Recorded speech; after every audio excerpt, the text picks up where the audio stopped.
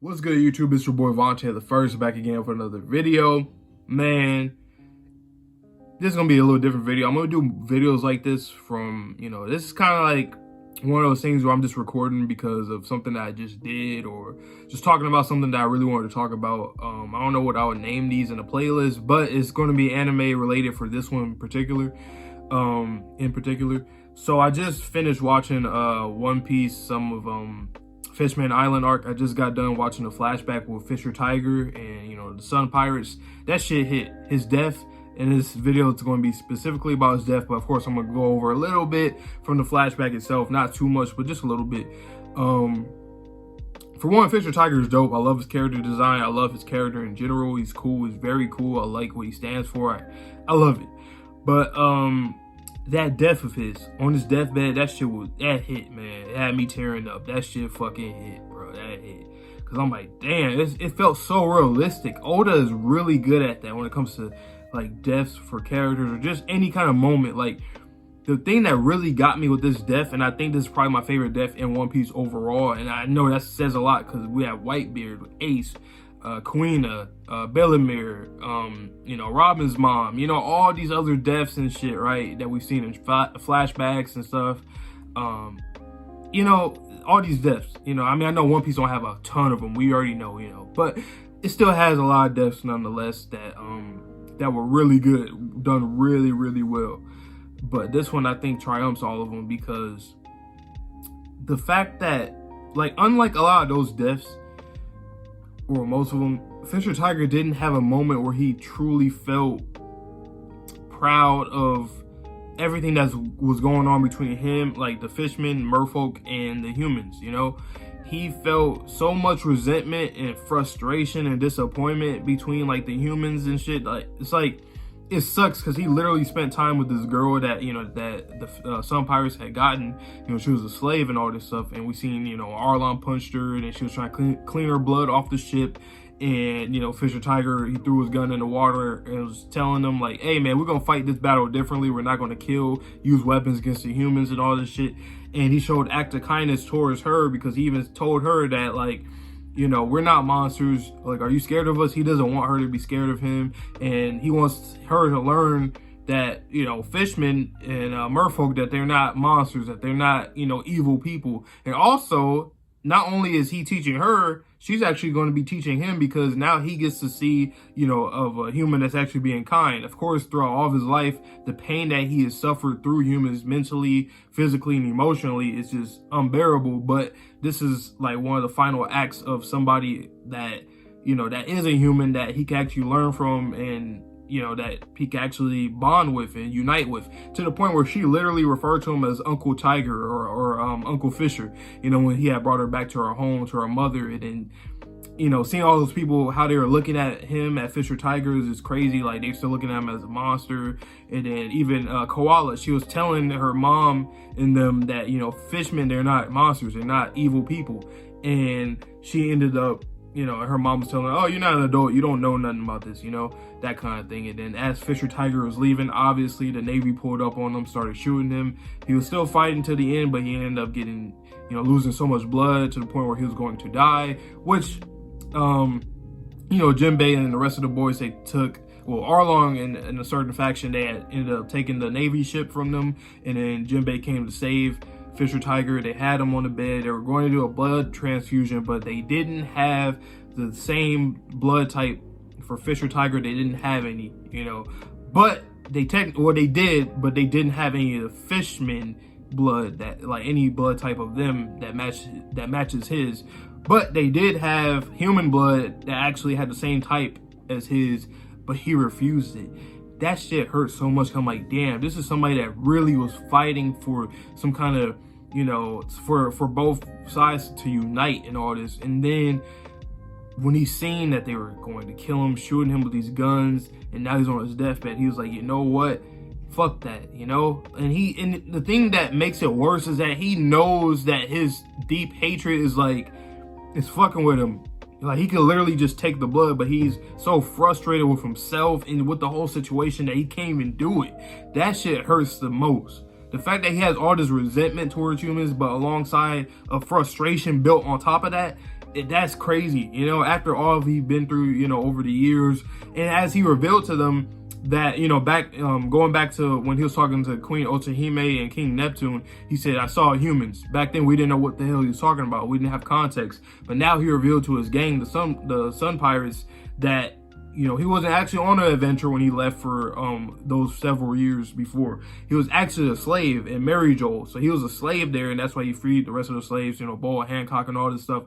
And so he learned firsthand of how the humans, like, he's experienced it he was literally a slave, you know? So to see that he's experienced all of that, like, you can't even blame how he feels at all. You really cannot blame him at all. He is somebody that experienced it in the worst way possible. So he knows. And despite, you know, Koala being a human and him already understanding that other humans were slaves too and all this stuff, that there are some good humans out there, just like what Queen Otohime said, he still had this deep-rooted hatred that, like, it just completely triumphed all of the kindness that he had left. And with the kindness that he had left, led to the frustration of him being so fucking filled with hate. And I love that so much because it felt very real to me. It resonated with me a lot. That's why it's my favorite death in One Piece, because it's so fucking sad. It's sad as fuck, bro. It's sad. Because it's like, damn, like, things could have been different. But, you know, it's like, he was pretty much convinced, but at the same time, he was let down, ultimately let down by the humans and their actions. And that's why he didn't accept the blood transfusion, why he died. And this moment reminded me of another death in One Piece that doesn't get talked about a lot. But Captain Yorkie of the Rumbar Pirates, where, you know, Brook was in, back in Thriller Bark. The fact that he had got this illness, he had this disease that he couldn't get cured, it was uncurable, and he couldn't go out with the rest of the boys and go to the Grand Line, go to the New World and actually be a pirate and be the captain of his crew and all that. You know, his dream. He couldn't achieve and live out his dream because he was going to die before he even got there. And he was so frustrated. He was covering his mouth and crying. He was so frustrated. He had to grab Brook's hand. He was so frustrated that he couldn't do that. And that moment reminded me, and even though both Fisher Tiger and Captain Yorkie, even though both of their, you know, reasonings as to why they were so frustrated, it was very different. The frustration was still so similar to me that it reminded me back to that death, and made me even appreciate that one even more than I initially had in the beginning, because I'm like, damn, it felt so familiar. Like, what other moment made me feel like this? And it was that one. And like I said, they do death so well in One Piece.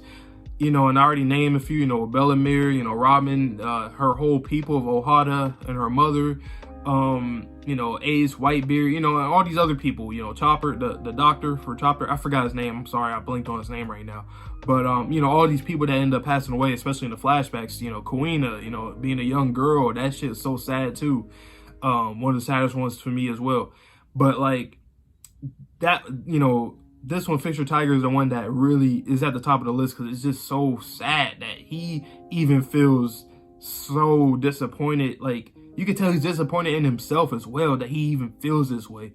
You know, he couldn't really be proud of much. I mean, the only thing that he was proud of in the end was that he got to lead, you know, these boys to fight for something, you know. But ultimately, he knows it's like, damn, it's like, and I know I'm not sure if he looks at it, you know, in terms of like the future of his people, like necessarily on his deathbed, like he was thinking about, oh man, maybe Arlong is just going to go crazy, even more crazy than he even been, or maybe, you know, somebody like Jinbei or anybody else might try to fight, you know, for what I truly wanted, but at the same time, they might be like me, end up bitter like me.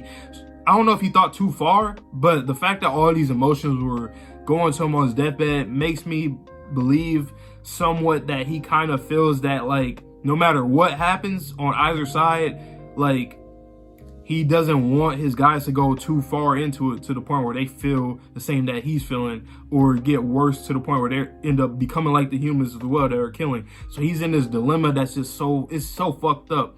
That's why, you know, I hope at the end of Fishman Island arc that Luffy and the gang can really do something about this situation, because they're listening to Jinbei talk about it, and I hope that Jinbei can do something as well, because this shit is just so, it's very realistic, just like real life. Discrimination against different groups of people for whatever, the color of their skin, their nationality, their you know, their class, whether or not they're like able, you know, you know, ableism, all this different kind of stuff where people are discriminated against, you know, in One Piece. I just love that Oda does it so well, just as good as what we literally go through in real life. So I fuck with that heavily. And man, like I said, and I've heard people say that this arc is one of the worst arcs in their opinion. I haven't seen the whole arc yet to even, you know, say that. But this right here, this flashback, and just from what I've seen so far in this arc, I fuck with it heavy. And I believe that this is probably one of my favorite moments in One Piece, like top 10. That's why I'm doing a video on it. It has to be top 10. If I'm doing a video on it, just know it's really good for the most part. But I do still intend to do more videos like this anyway, like after the fact, once I'm still watching. I wish I would have done it earlier with One Piece, but this one was the one that really stuck to my mind. I'd say, you know what, let me record this shit right after watching the episode. So yeah, man, that shit was sad. And it sucks because it's like, just think of like, just think of by the end of the arc, like I want Luffy to, and I know this is not his job. A lot of this stuff is not his job to do. Alabasta, like a lot of stuff is not his job, but he still chooses to pull through for these people in the end. But like, I would hope that Luffy can, you know, do similar what Whitebeard did by getting them under his name, you know, being his territory, but also do more because on the surface, they're still discriminated against. In the water, when Whitebeard was, you know, the leader, they weren't getting attacked like that or nothing like that. But now they are, since Whitebeard's dead, so hopefully Luffy can do that, you know, reclaim that under a pirate's name, which is Luffy. That's gonna fuck people up if they try to fuck with this place, you know. Plus that's something that he can owe to Jinbei, because Jinbei saved his life a lot of times, so that's actually a really good exchange there. And also, you know, on the surface, hopefully he can do something. I mean, I guess him being the Pirate King in the end of the story, you know, would be him, you know, completely you know, saving them from the surface, from, you know, humanity on the surface, and not be discriminated against and all that. But man, I don't know. This shit was just so dope, dog. I keep saying that shit, but that's how I feel right now. This shit was really dope. And I don't even blame, you know, people like Arlong and Horty. You know, I don't justify them killing people and all that kind of stuff, but I still don't blame them in terms of, you know, because their whole life they've been discriminated against and they felt this kind of way. So it's like, I can't really blame how they feel, you know. But like I said, I also don't justify it. And that's another reason why Jinbei is one of my favorite characters, because he kind of uses Fisher Tiger's philosophy and his own experiences, and he already met different people like Whitebeard and Ace and Luffy and all these other people. So it's like, he knows that humans are good, and I like that that this arc even exists. This is something that's much needed. We already seen some of it in Sabaody, where Hachin ended up getting shot by the Celestial Dragons, and just all of the other slaves that are there, whether they're fishmen or not, you know. So I fuck with that a lot with Oda, and that's why I love Sabaody so much. It's my favorite arc because of that, on top of all the other core themes and elements and introduction of characters and stuff. But Sabaody, Fishman Island, and Arlong Park, they just mesh so well with each other once you like read them all or watch them all and just think back and rewatch some of the stuff that we seen prior, because that shit is so dope. But I'm gonna end the video here. I don't want to go too long. It wasn't supposed to be over 13 minutes, but here I am, you know, running my mouth. But hey, man, this is my appreciation to Oda as a mangaka, as an author, and just seeing what he did here is just so, I just love it. It just hit. It hit. This shit hit, man. But like I say in every video, please like, comment, subscribe, share. I should have said that in the beginning. I forgot to say that. I believe I forgot to say that. So my bad. But also, please stay safe, stay healthy, stay clean. See you guys on the next video. So stay tuned for all the next content I'm going to have on the channel.